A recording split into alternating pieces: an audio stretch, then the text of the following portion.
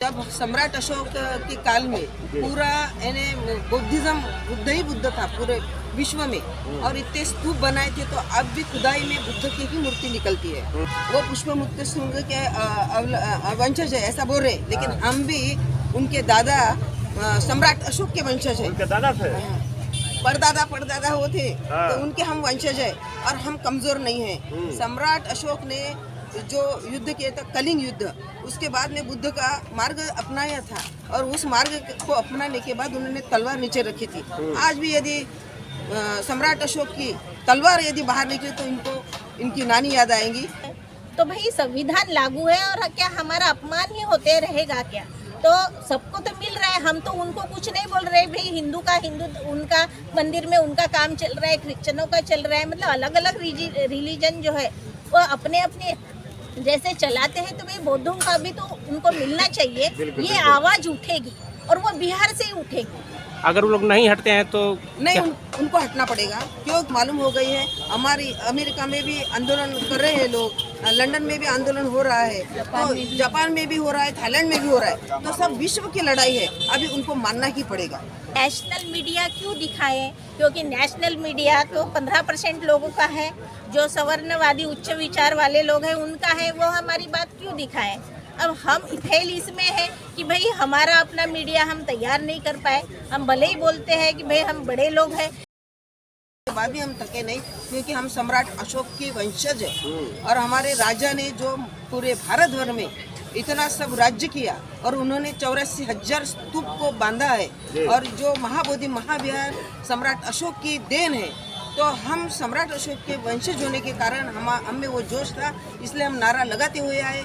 और हम जब बोध गया में उतरे तब भी हम में वही जोश था। तो हम हमारी 100 महिलाओं को लेकर और हमारे भिक्षु संघ के साथ में पूरा नारे के साथ में हम ये पंडाल तक आए हमारी मांग को लेकर। सम्राट अशोक के आप वंशज हैं। सम्राट अशोक द्वारा ही महाबोधि महाविहार को बनाया गया था, और जिस समय बनाया गया होगा उस समय तमाम देवी देवताओं की प्रतिमा नहीं रखी गई थी। आज वहाँ देखिए तो शिवलिंग रखा गया है, तो बहुत सारे देवी देवता रखे गए हैं। क्या बोलिएगा? देखो, ऐसा है, जब सम्राट अशोक के काल में पूरा यानी बुद्धिज्म बुद्ध ही बुद्ध था पूरे विश्व में, और इतने स्तूप बनाए थे, तो अब भी खुदाई में बुद्ध की ही मूर्ति निकलती है। जो हमारे साकेत है, जहाँ अभी उन्होंने अयोध्या बनाए है, वहाँ पे भी खुदाई करो तो बुद्ध ही निकलते हैं। जहाँ भी देखो, बस उन्होंने विकृतिकरण किया है कपड़े पहन के, बुद्ध के मूर्ति को कपड़े पहन के देवी देवता बना के इन पंडों ने उनको विकृतिकरण किया है। और अभी भी बोध गया का जो टेम्पल है उसमें भी यदि कपड़े निकाल के हम देखते हैं बाजू में करके, बुद्ध का चेहरा भी दिखता है और पूरा शरीर बुद्ध का दिखता है, तो ये विकृतिकरण है। तो अयोध्या आप ही का है? हमारा ही है अयोध्या। वहाँ पहले साकेत में था, साकेत था उसका नाम, और अयोध्या में जब यदि खुदाई करते हैं तो अयोध्या भी हमारा ही है। तो ऐसा लगता हो जो कि आप आगे चल के कह दे केदारनाथ बद्रीनाथ भी मेरा ही है?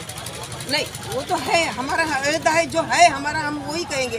सम्राट अशोक का पूरा राज्य था, पाकिस्तान से लेकर कश्मीर तक उन्होंने पूरी लड़ाई जीते थे, तो सब जगह उन्हीं का यानी मूर्ति बनाई थी। बाद में राजा कनिष्क आया, कनिष्क के जमाने में मूर्तियों का निर्माण हुआ, और कनिष्क ने ही मूर्तियों का निर्माण करके जहाँ वहाँ मूर्तियाँ बिठाई। और भगवान अपने सम्राट अशोक के काल में चैत्य था, तब चैत्य के निर्माण हुआ करता था, और चैत्य जहाँ वहाँ उन्होंने 84,000 चैत्य का निर्माण किए थे। महाबोधि महाविहार में पिंडदान करके स्वर्ग में भेजा जाता है। ये तो देखो, ये सब गलत धारणा है। अब भगवान बुद्ध वैज्ञानिक थे, विज्ञानवादी थे, और पहले विज्ञानवादी थे वो पूरे विश्व के। तो वो कर्मकांड को तुम मानते नहीं, और कर्मकांड हम भी मानते नहीं, बुद्धिज्म के जो भी लोग हैं। तो ये पंडित लोगों ने वहाँ पे आके वो गलत तरीके से जो महंत वगैरह थे उन्होंने गलत तरीके से ये सब चीजें चालू की। स्वर्ग में भेज देते हैं तो गलत क्या बात है? स्वर्ग में चल जाइए। स्वर्ग कहाँ है? भगवान बुद्ध ने तो कभी स्वर्ग बोला ही नहीं है। स्वर्ग कहाँ है? कर्म जब आप करो, जब आप कर्म जैसे करोगे वैसा ही आपको मिलेगा। तो ये पूजा पाठ करने से या नहाने से या कुंभ में नहाने से तुमको स्वर्ग मिलता है? ये कुंभ ले आने से पाप धुल जाएगी? ये पाप तो कुछ नहीं है, तुम्हारे मन के ऊपर सब कुछ है। भगवान बुद्ध ने आर्य अष्टांगिक मार्ग दिया है, पंचशील दिया है, प्रतीत्य समुत्पाद की निर्मित की है उन्होंने। अपना जो बोधि वृक्ष है वो बोधि वृक्ष के सामने उनको प्रतीत समुत्पाद की उत्पत्ति हुई है, 4 आर्य सत्य और आर्य अष्टांगिक मार्ग। तो वहाँ पे तो कोई ये कर्मकांड आप है ही गए थे नहीं। कि नहीं? आप कुंभ गए थे कि नहीं? नहीं, हम क्यों जाएंगे? हम तो भगवान बुद्ध के मार्ग पर चलने वाले लोग हैं, हम कुंभ क्यों जाएंगे? महाकुंभ में अनगिनत लोग मर गए। एक बाबा आके कह रहे हैं कि मरे हैं वो सीधे स्वर्ग चले गए। हाँ, वो जो बागेश्वर धाम के बाबा है वही बोल रहे हैं कि मरने के बाद स्वर्ग में जाते, तो वो क्यों नहीं वहाँ पे स्वर्ग में जाने के लिए मर गए? वो लोगों को क्यों बोल रहे हैं कि हम स्वर्ग में जो भी लोग गए हैं स्वर्ग में गए हैं? तो ये सब गलत बात है।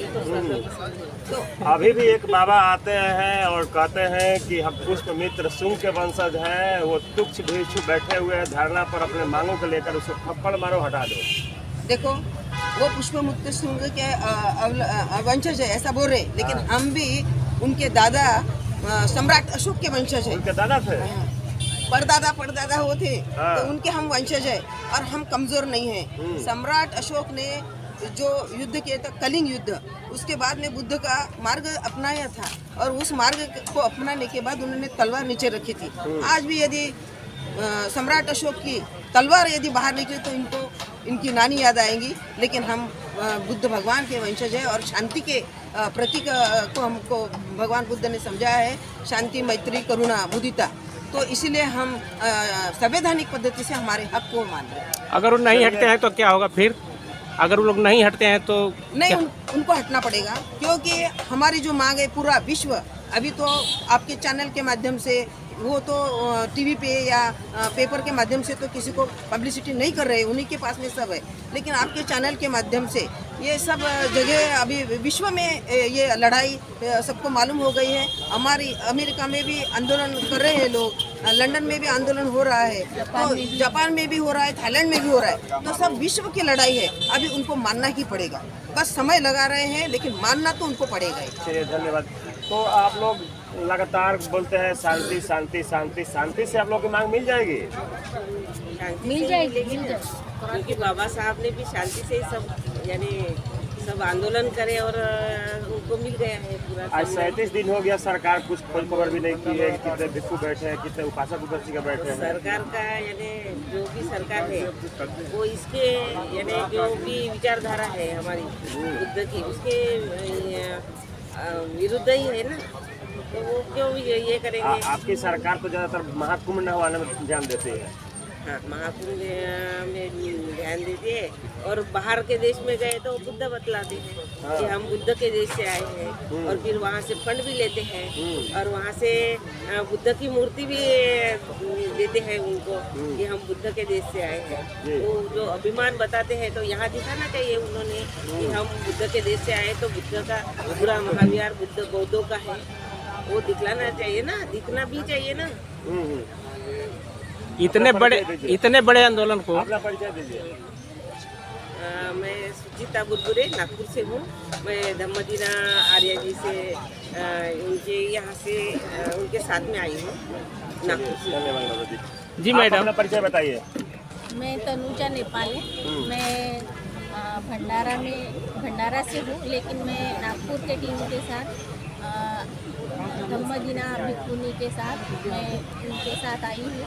उनका जो बोधि पक्षिया फाउंडेशन है, उनके तहत हम लोग एक बस भर के लाए हैं नागपुर से, और मैं उनके साथ इस आंदोलन में सहभागी होने के लिए आई हूँ। थोड़ा सा आप बस की चर्चा कीजिए, किस तरीके से वहाँ चले और कैसे पहुँचे यहाँ तक? बस की चर्चा तो हमें तो 16 घंटे में यहाँ पहुँचना था, तो हमें 32 घंटे लगे हैं, हाँ, उससे भी थोड़ा ज़्यादा लगे हैं। तो बीच में हमारी बस ख़राब हुई थी, थोड़ा उसको अलाइनमेंट का प्रॉब्लम आया था, तो उसको हम रात के 2-2:30 बजे से जो रुके रहे, तो पूरा 2-2:30 बजे फिर हम निकले हैं दिन में, तो 12 घंटे का जो समय था हमारे लिए एक रोड पे हमने निकाले। लेकिन हमारे साथ आप महिला हैं, इस संघर्ष को कैसे देख रहे हैं? इसमें भी ये जो संघर्ष चल रहा है अभी महाबोधि विहार के लिए, तो सभी लोग भिक्षुनिया भिक्षु संघ तो इसमें दिख रहा था, लेकिन भिक्षुनिया हमें नहीं दिख रही थी। तो आर्य जी ने जो डिसीजन लिया कि धम्मदीना कंपनी ने जो डिसीजन लिया कि भाई हम भी वहाँ पे पहुँचना चाहिए और मतलब भिक्षुनियों का भी संघ वहाँ पे होना चाहिए, क्योंकि बुद्ध शासन को चलाने के लिए जैसे भिक्षु भिक्षुनिया और उपासक उपासिका ये चारों स्तंभों का होना अनिवार्य है। तो उसमें जैसे हम लोग आए तो हमें लगता है कि जो 4 पहिए हैं बुद्ध शासन को चलाने के लिए, भिक्षु भिक्षुनिया और उपासक उपासिकाएं, तो वो चारों स्तंभ हमने पूरे किए हैं, तो उसमें हमारी सहभागिता है, ये महत्वपूर्ण बात है।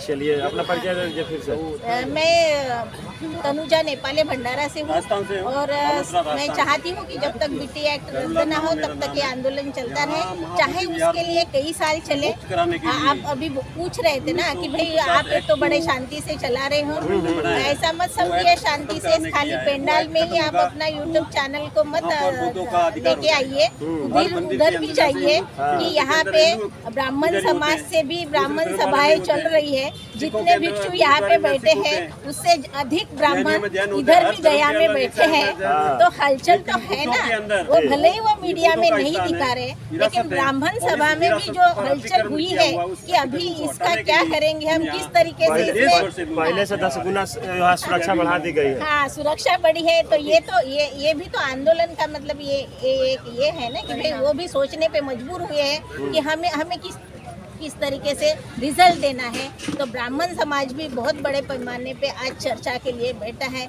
वो भी बुद्ध गया में बैठा है और आजू बाजू में भी उसकी मतलब सभाएं लग रही है कि भाई इसका हम किस तरीके से निर्णय तो लें। ब्राह्मण समाज का किसी हालत में हम लोग महाबोधि को नहीं छोड़ेंगे। नहीं, वो तो बोलेंगे ना महाबोधि को, और अगर वो नहीं छोड़ते तो उनको भी तो पता है ना कि अगर वो महाबोधि को नहीं छोड़ेंगे तो यहाँ से जितने ज़्यादा बड़े संख्या में भिक्षु यहाँ इकट्ठा होंगे तो यहाँ बहुत ज़्यादा परसेंटेज में धर्म का प्रचार और प्रसार भी होगा। और आज युवा है, लोग रिसर्च करते हैं, अंधभक्त नहीं है, साइंटिफिक वे से सोचते हैं जो युवा पीढ़ी है। तो हम तो सारे मूल निवासी इस देश के 85% लोग जो है ये यही के हैं, जो बहुजन मतलब फुले अम्बेडकर आंदोलन को चलाने वाले लोग हैं। और सबसे ज़्यादा अपमान तो हमारा ही हुआ है जो 85% लोग हैं। तो भाई अगर इस तरीके से हमारा अपमान होता रहेगा, और अभी तो संविधान लागू है, तो भाई संविधान लागू है और क्या हमारा अपमान ही होते रहेगा क्या? तो सबको तो मिल रहा है, हम तो उनको कुछ नहीं बोल रहे भाई, हिंदू उनका मंदिर में उनका काम चल रहा है, क्रिश्चियनों का चल रहा है, मतलब अलग अलग रिलीजन जो है वो अपने अपने जैसे चलाते हैं, तो भाई बौद्धों का भी तो उनको मिलना चाहिए। ये आवाज़ उठेगी और वो बिहार से ही उठेगी। चलिए, अगर देश में रिवॉल्यूशन होगा तो वो बिहार से ही होगा, और ये रिवॉल्यूशन सिर्फ रिलीजियस नहीं होगा, तो ये सोशो पॉलिटिकल मतलब रिवॉल्यूशन होगा और बड़े मात्रा में होगा। और नेशनल मीडिया नहीं दिखा रहा है मैडम, नेशनल मीडिया इसको नहीं दिखा रहा है, तो इस पे क्या बोलना चाहती हैं? नेशनल मीडिया क्यों दिखाएं? क्योंकि नेशनल मीडिया तो 15% लोगों का है, जो सवर्णवादी उच्च विचार वाले लोग हैं उनका है, वो हमारी बात क्यों दिखाएं? अब हम फेल इसमें है कि भाई हमारा अपना मीडिया हम तैयार नहीं कर पाए। हम भले ही बोलते हैं कि भाई हम बड़े लोग हैं, लेकिन हम उतने बड़े नहीं हैं, क्योंकि हमारा उतना शोषण हुआ है, सबसे ज़्यादा अधिकार हमारे छीने गए हैं। मैं देखी हूँ कि संविधान लागू होने के बावजूद भी आज संविधान के खाली पन्ने पड़े हैं, उसको इम्प्लीमेंट नहीं किया गया। आज भारत की लोकशाही पूरी तरीके से खतरे में है और भारत की लोकशाही खत्म हुई है। इस हालात में ये भी आंदोलन शुरू होना ये बहुत बड़ी महत्वपूर्ण बात है, क्योंकि ये आंदोलन ही देश के लिए सोशो पॉलिटिकल आंदोलन बनाते जाएगा। और हमारे हाथ से जो सत्ता गई है वो पॉलिटिकल पावर के लिए भी ये आंदोलन हमारे लिए एक सीढ़ी का काम करेगा, ये माइलस्टोन बनेगा। ओके, आप यहाँ